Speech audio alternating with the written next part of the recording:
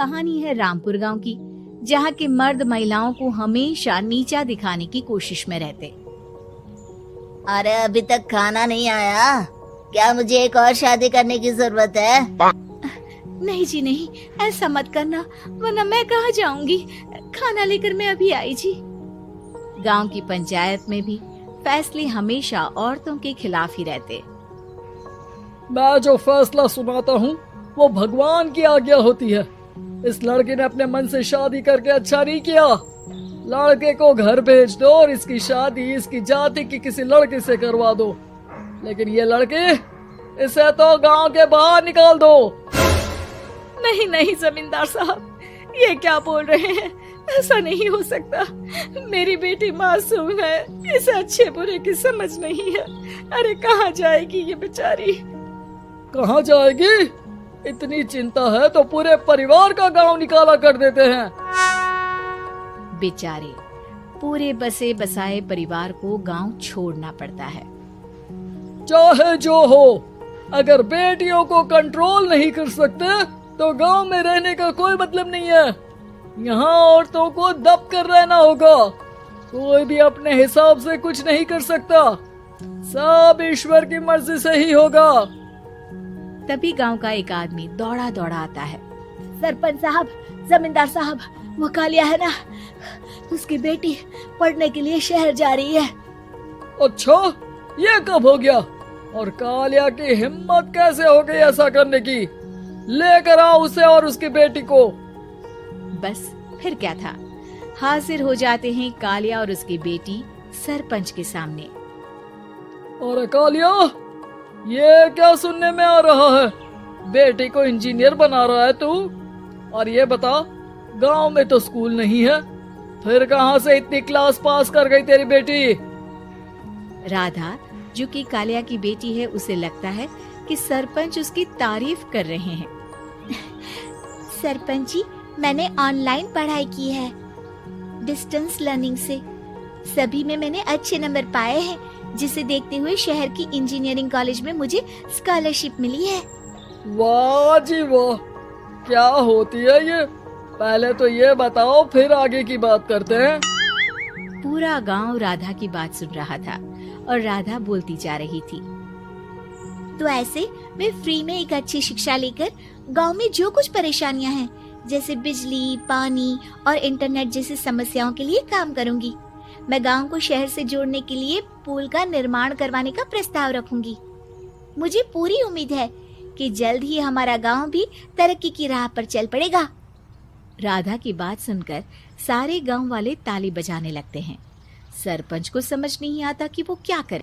चुप रह नादान लड़की, गांव के खिलाफ जाने के लिए तुझे गांव से बेदखल कर दिया जाएगा, वो भी पूरे परिवार के साथ। और हाँ, अगर ठीक से गांव में रहना चाहती है तो ये पढ़ाई लिखाई छोड़ दे। हम तेरे लिए गांव का कोई होनहार लड़का देखेंगे। तभी गांव का एक आदमी बोल पड़ता है।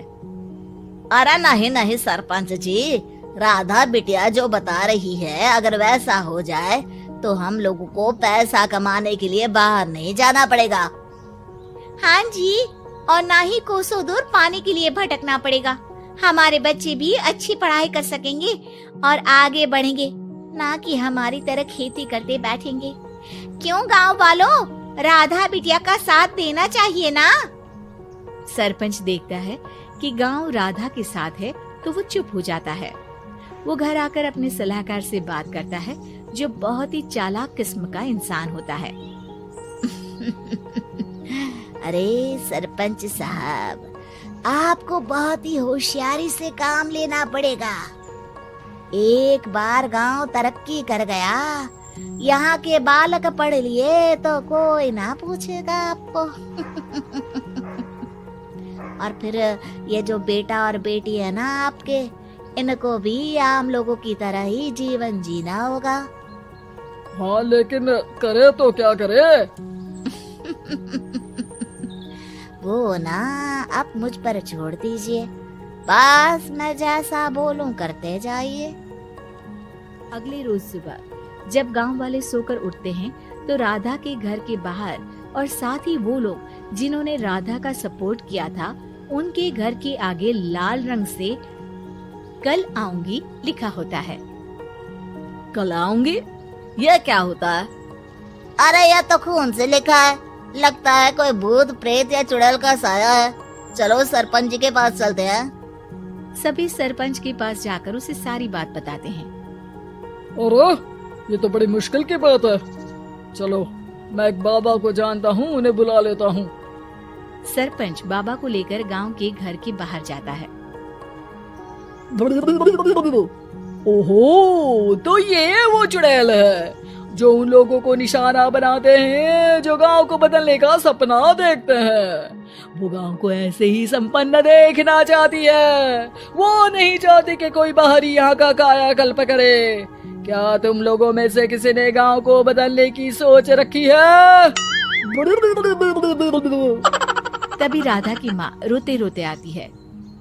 मेरी राधा घर से गायब हो गई है। अरे कोई तो बचाओ, मेरी बच्ची कहाँ गई?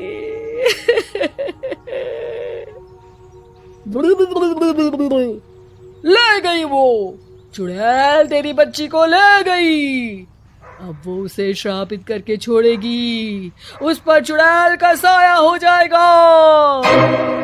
तभी बुरी सी हालत में राधा भी वहाँ आ जाती है। उसके बाल चुड़ैल की तरह फैले होते हैं और कपड़ों में खून लगा होता है। सभी राधा को देखकर डर जाते हैं। माँ, पता नहीं मुझे कौन उठा कर ले गया था। अरे दूर दूर हो जा चुड़ैल, अब हम लोग इस गांव में नहीं रुकेंगे। अरे कैसे बातें कर रहे हैं आप? कल तो आप मेरे भरोसे गांव का हुलिया बदलने, अपने बच्चों को पढ़ाने और तरक्की उन्नति की बात कर रहे थे, तो आज क्या हो गया आपको? ये फिर तुम लोगों को बहकाएगी। ये चुड़ैल गांव में आ चुकी है, ऐसे ही ये तुम्हारे घर के बच्चों को भी ले जाएगी। गांव वाले राधा को गांव से बाहर निकाल देते हैं। उसके माँ बाप रोते रहते हैं, लेकिन गांव वाले नहीं मानते। मैं भी अपनी बहन के साथ गांव के बाहर रहूंगा, लेकिन वो पढ़ाई नहीं छोड़ेगी। वहीं सरपंच के घर पर सलाहकार कहता है। देखा, सांप भी मर गया और लाठी भी नहीं टूटी। लेकिन अगले ही दिन सरपंच के घर के बाहर भी वही शब्द लिखे होते हैं। और फिर सरपंच की बीवी कहती है, हमारी बेटी को किसी ने अगवा कर लिया है। तभी राधा का भाई वहाँ आ जाता है। अरे गांव वालों, मैंने सरपंच जी की बेटी को देखा था। वो चुड़ैल उसे उठाकर ले जा रही थी। अरे क्या मजाक कर रहे हो? नहीं नहीं सरपंच जी, आप नहीं जानते। वो चुड़ैल अब आपकी बेटी में आ जाएगी, जैसे राधा के अंदर आ गई थी। तभी सरपंच की बेटी वैसी ही हालत में वहाँ आती है जैसे राधा आई थी। पापा, पता नहीं कैसे मैं गायब हो गई थी। चुड़ैल, इसके अंदर भी चुड़ैल का साया है, मारो इसे। अरे नहीं नहीं, इसे भी राधा के पास गांव के बाहर ही भेज दो। अरे चुप रहो, मेरी बेटी कहीं नहीं जाएगी और चुड़ैल वुड़ैल कुछ नहीं होता है।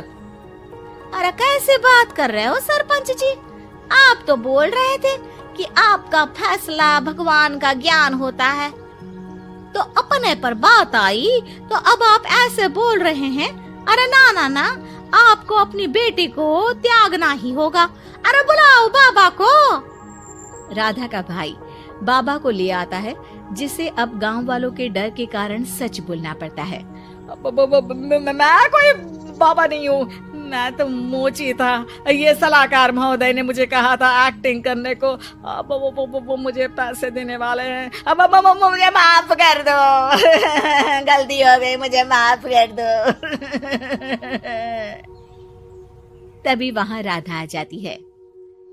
देखा सरपंच जी, जब गांव के बच्चे साक्षर होंगे तो आप जैसे लोगों की चालाकी नहीं चलेगी।